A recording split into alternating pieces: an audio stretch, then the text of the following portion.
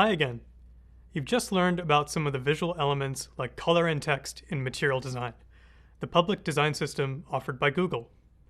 In this video, we'll explore Polaris, the design system offered by the e-commerce company Shopify. Shopify offers online businesses services like marketing, shipping, and payments.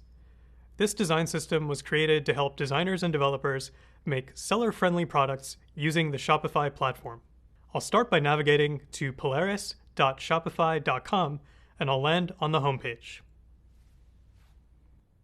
First, as I start to scroll down, I'll find the Guides section, which offers practical advice for designing customer-friendly experiences. These include guidelines for internationalization, which is how to make your product work in other languages and countries, and how to design an app to work with the Shopify platform. Next, as I continue to scroll down, Shopify highlights 4 different parts of their design system.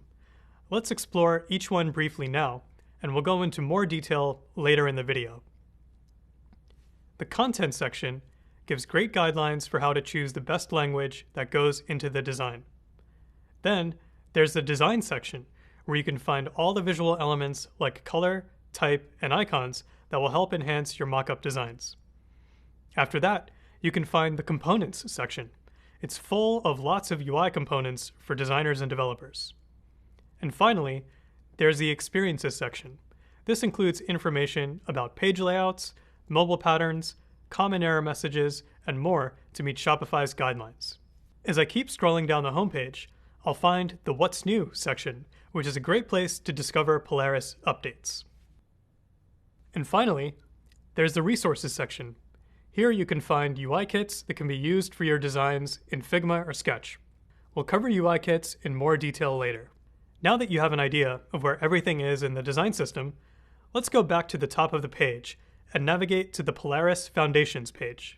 There's a sidebar divided into categories based on key elements to consider in your designs: accessibility, internationalization, information architecture, and mobile.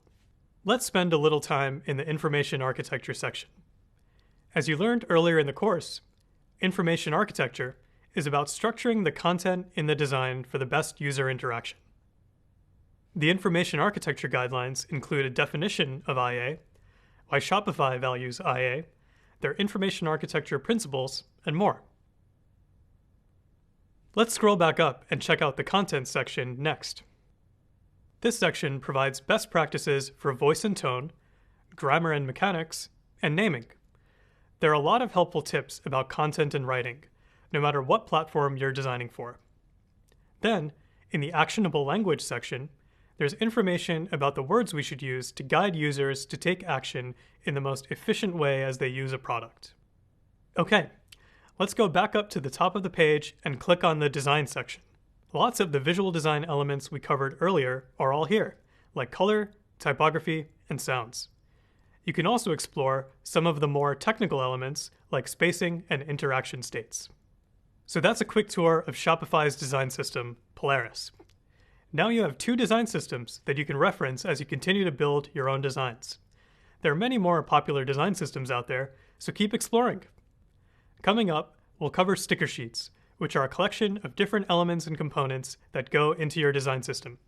Meet you there.